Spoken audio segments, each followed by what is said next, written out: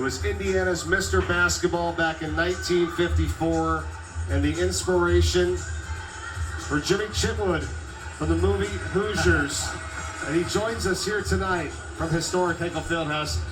First off, pleasure to meet you. Thanks so much for being here. 87 years old. How you doing? Well, I'm doing well for an 87-year-old. I'll be 88 in September, and I've got 3 of my teammates with me, and ironically, 8 of the 12 of us are still alive. How about that? How many times have you done this with all that's been talked about with the great movie and what you did to kind of inspire it?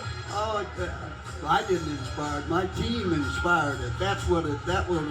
I was lucky I hit the last shot. I was the leading scorer, but I've done this a few times, and it's always fun to meet different people and be able to be on a program like this. And what a game we're watching. We are. What do you remember about the Muncie Central game, the championship, the Indiana State Championship? Well, one of the things that I remember about that game, and what most people don't realize, is we had a 15-point winning margin by the time we met them, and we used a 4-corner offense that most people think Dean Smith invented at North Carolina.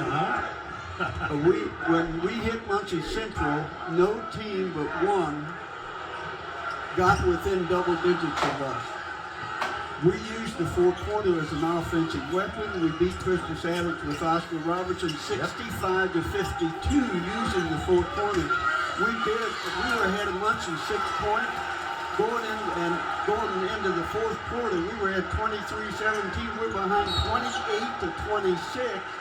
I look over at our coach, and he's going like this, which meant that I should hold the ball. I stood there with 15,000 fans screaming their heads off for 4 minutes and 17 seconds behind 2 points in the final game.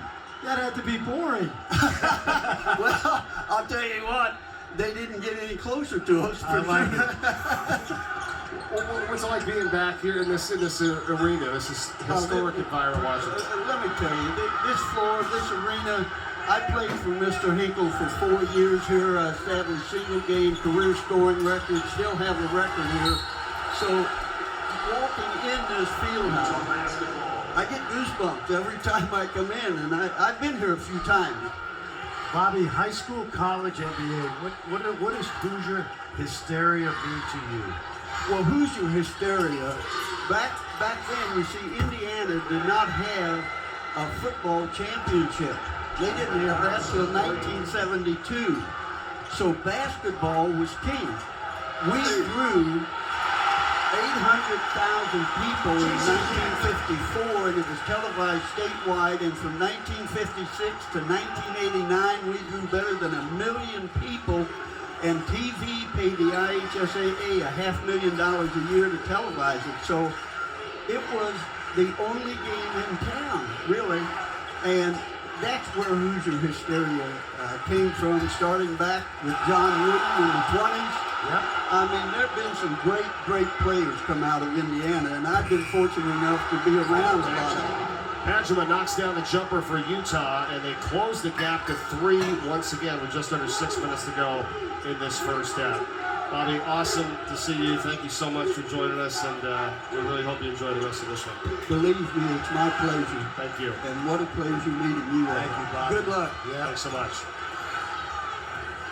Bobby Plump joining us here, the 1954 state champion, with a shot to win it, and inspiring the movie Hoosiers. Pretty cool. Oh, yeah, no question.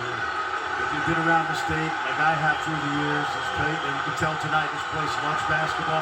How about Utah hanging around?